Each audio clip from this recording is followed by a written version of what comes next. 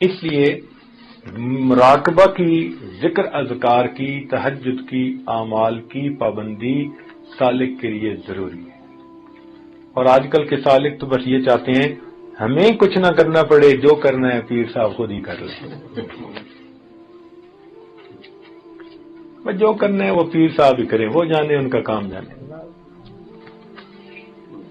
اس لیے آتے ہیں تو آج کل آ کے پیر صاحب سے 3 باتیں کرتے ہیں۔ آج کل مرید حضرات کیا باتیں کرتے ہیں؟ پیر صاحب سے 3 باتیں کرتے ہیں۔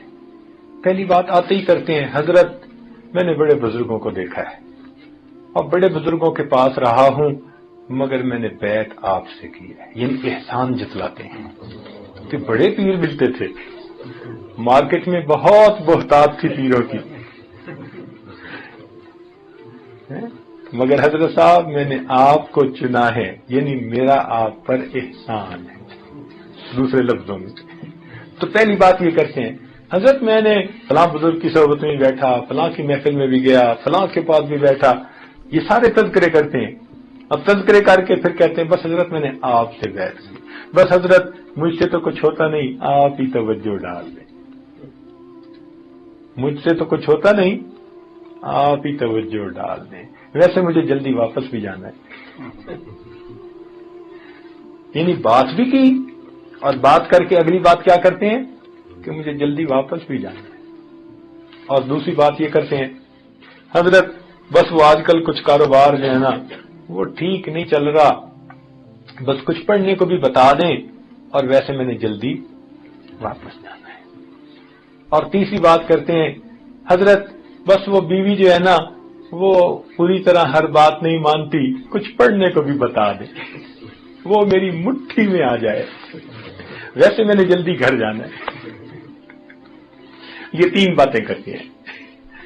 پہلا اعلان کہ بس مجھ سے وظیفے ورد تو ہوتے نہیں، بس آپ ہی کچھ توجہ فرما دیں، چلو۔ اور دوسری بات کاروبار کی، اور تیسری بات گھر بار کی، بس 3 باتیں کر کے کہتے ہیں ویسے میں نے جلدی گھر جانا۔ تو اب بتائیں کہ پھر پیر حضرات کیا کریں؟